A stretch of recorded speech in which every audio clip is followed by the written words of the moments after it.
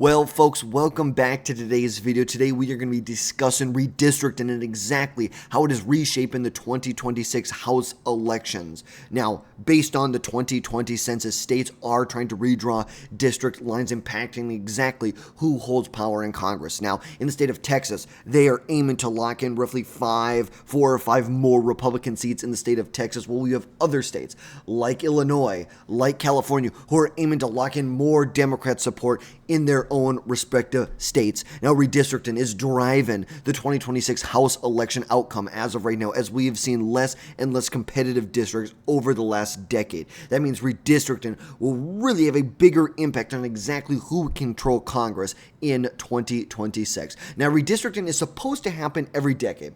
It's supposed to happen every decade to adjust congressional districts based on the census data. Every 10 years they do a census. We're supposed to update our congressional maps. Some states lose seats, some states gain seats, and they have to redraw their lines every 10 years. Now, states redraw these maps to reflect the population changes, which supposedly, in theory, aims for equal representation. Now, in practice, it is often much more about partisan control and parties drawing lines to favor their own candidates based on who holds the office in that state. Now, for the 2026 House elections, we are seeing mid-decade redistricting, something that we don't see very often happen, but it appears like it is going to happen right now.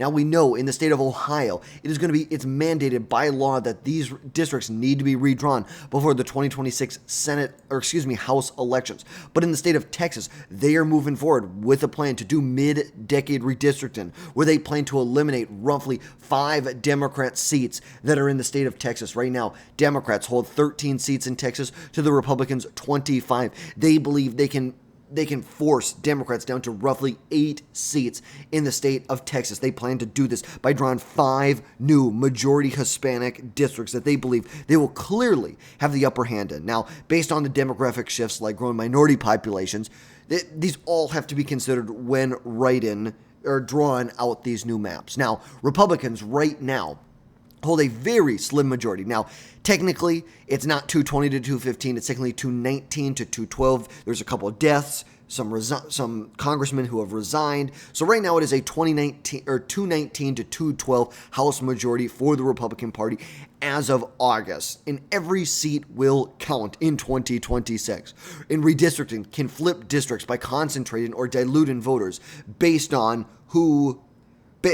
Basically, you take them, you can either group a bunch of people together or you can break them in half. Those are basically the two ways that you're going to redistrict. Now, a few changed districts could decide partisan control in the 2026 House elections. Like, that is very true. If Republicans are able to hold on, if they are able to, let's say, pick up, 4 or 5 seats in the state of Texas, maybe a seat or 2 in the state of Florida, maybe a seat or 2 in the state of Ohio, that adds up over time, and that can dilute out Democrat gains. We can see right here that if Democrats, let's say, win the national popular vote in the House elections in 2026 by 2 points, they would be in control. But now if Republicans were able to redistrict and maybe gain 10 to 15 seats here, Republicans would still be in control. They would still be in control even if Democrats won by, let's say 3 or 4 percentage points in the House elections in 2026. And that's exactly why Republicans want to do this. They do not want to lose out on this power during Donald Trump's the second half of his administration. They just don't. They do not want to go through this. And strong Republican state legislators, like in Texas, are poised to secure more GOP seats. And Democrats are trying to fight back. There's no doubt about that. They're trying to. A big group of Democrats from the state of Texas left the state of Texas, went to the state of Illinois, some went to California, some went to New York.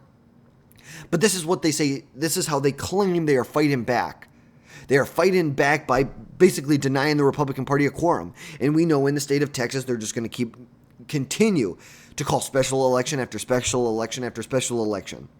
Because the reality is these representatives or senators make roughly about $600 or $700 a month from their political duties. That's about what they make right now. Most of them have to have day jobs in order to supplement their income so they can survive. They're leaving their kids, their family, their businesses, their jobs behind in order to do this. And that is not going to last forever. We know it's happened multiple times over the last 2 decades where this is what state Democrats from Texas do. They leave the state. Eventually, they'll all come crawling back at this point. They will. But Democrats in other states, like California, are trying to fight back. Where Democrats, they believe that they can dismantle any gains that Republicans get in redistricting. They believe that in the state of California, where right now it's already a very gerrymandered state, where Republicans hold 9 out of the 52 seats in the state, they believe they can go after roughly 4 or 5 Republicans in this state. Get Republicans down to roughly 4 to 5 House seats in 2026. Specifically, they're talking about going after Kevin Kiley.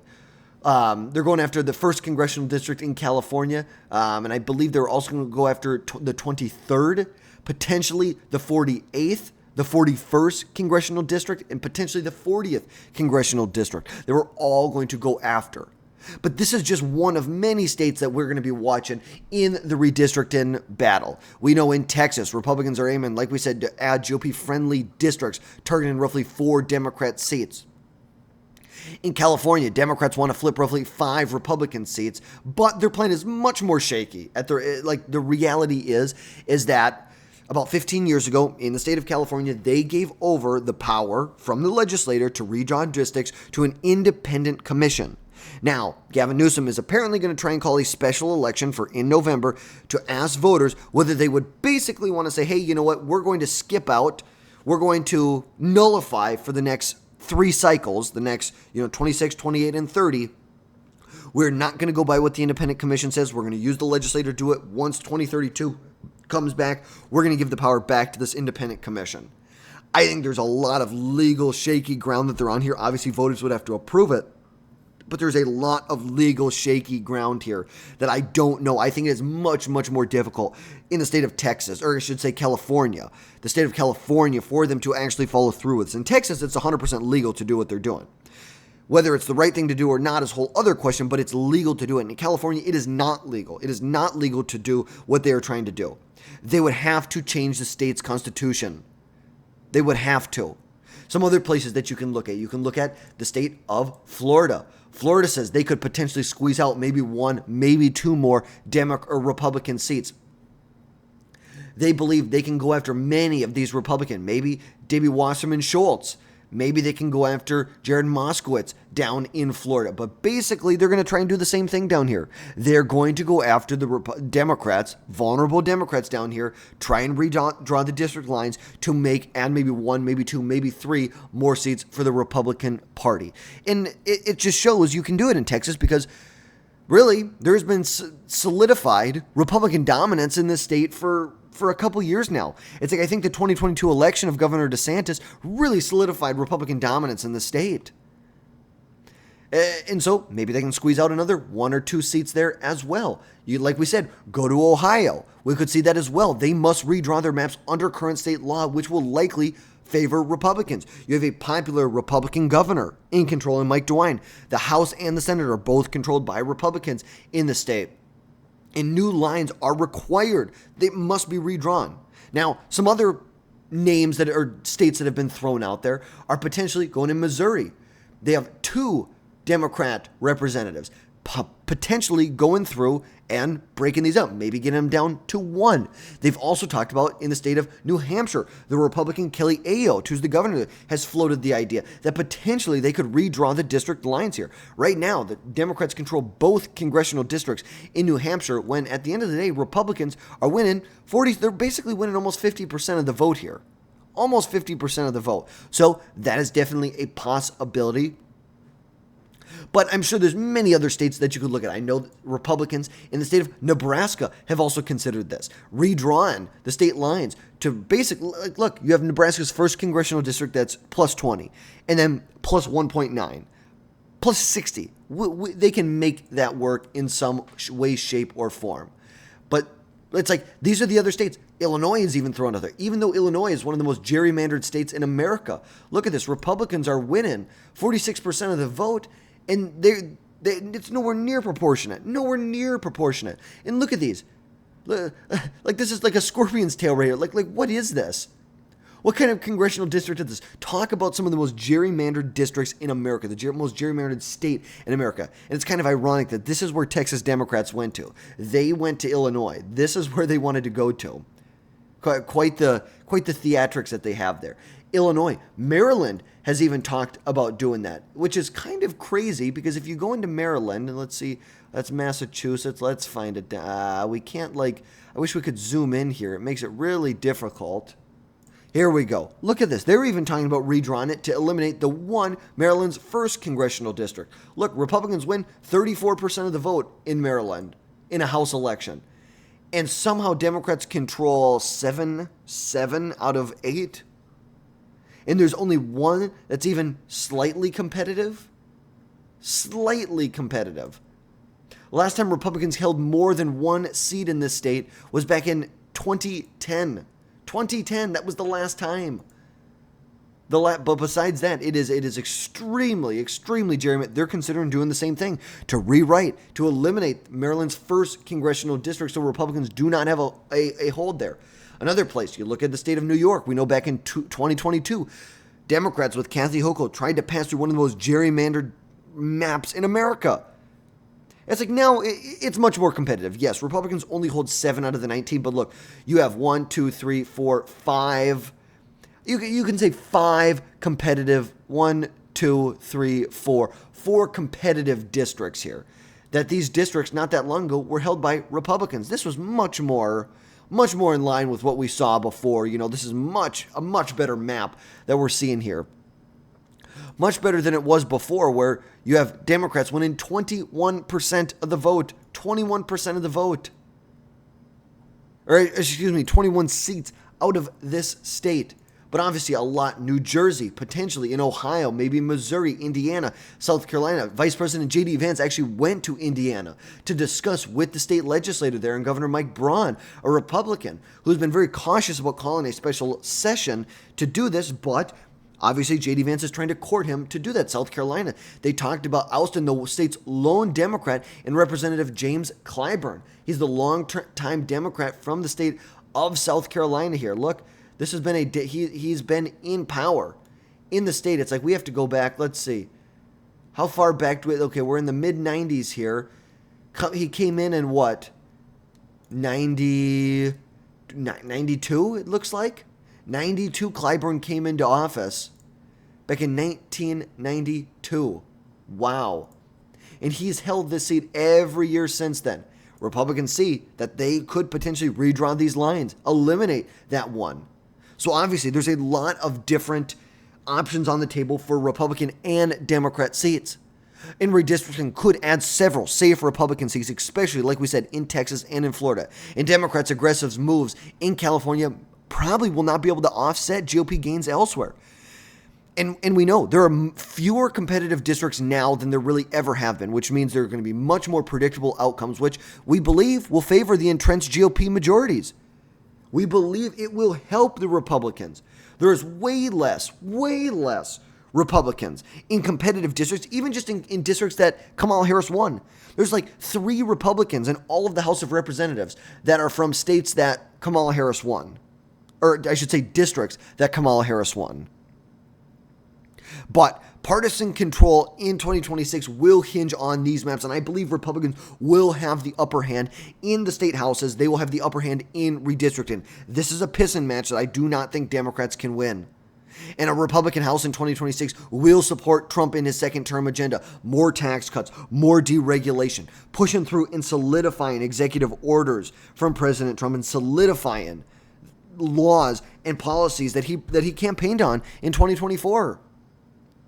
That is the big thing. That is what is at stake here. It is control of the House of Representatives. We know that on the Senate side, most likely Republicans will hold, even in a blue landslide year where they hold Michigan, they hold Georgia, they pick up North Carolina, and they pick up Maine. It still is not a majority for the Democrat Party. We know Republicans will most likely still hold on in the Senate, even if let's say, John Husted loses re-election to maybe someone like a Sherrod Brown in the state of Ohio. Still, you have J.D. Vance. He will break. He has a tie-breaking vote. But then, this is the crazy thing, and we're going to have a video coming out soon on this, about Lisa Murkowski, how Democrats can get to 51 seats with Lisa Murkowski. We know Murkowski has floated the idea of either becoming an independent or changing her party affiliation to caucus with the Democrats. That would turn Alaska now. It wouldn't turn this seat blue, because this is Dan Sullivan's seat right here, but it would turn, let's see, let's find her Senate seat right here.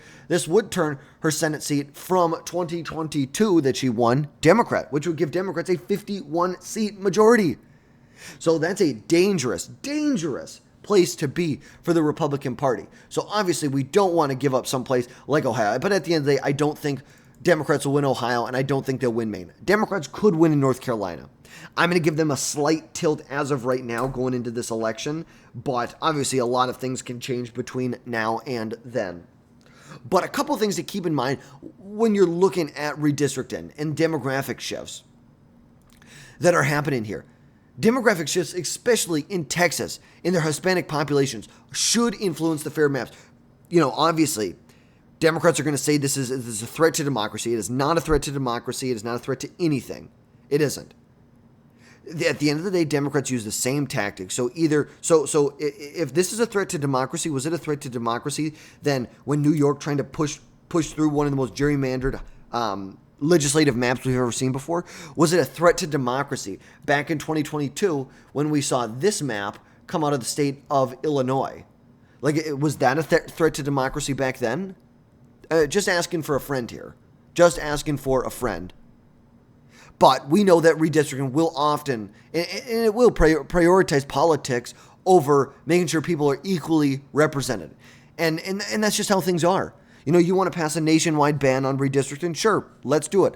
I'm all for it. But at the end of the day, even when there's a ban on, or I should say a ban on redistricting, a ban on gerrymandering, even when there are bans on gerrymandering and it's handed over to an independent council, you are still seeing, even in a good year, Republicans are only winning 12 out of the 40 seats in California, which is still a freaking scam. It's a scam at the end of the day. It really is. Because at the end of the day, the Republican Party is going to be locked out of politics. And these independent commissions are scams. Their independent commissions are totally just, it's basically whoever is in control in the state, they're going to appoint who they want there. They're going to draw the lines the way they want to do it. That's just the reality. That's the reality of this whole situation here. But to conclude and wrap things up here, redistricting will shape the 2026 House elections, whether people like it or not, with less competitive House districts and more partisan gerrymandered House districts going into 2026, control will most likely lean towards the Republican Party. In key states like Texas or Florida could give the GOP the majority and the edge that they need, while Democrats' plans are uncertain in places like California. Demographic shifts matter, but political strategies are clearly driving the outcomes here, and a Republican House in 2026 will advance conservative priorities from border security to economic growth to deregulation. So folks, we are going to be here every step of the way to talk about redistricting, what's going on, how this will affect the 2026 House elections, and everything in between. But as always, folks, drop down below, hit that subscribe button, make sure you never miss another video from us again in the future, and folks, we will catch you next time.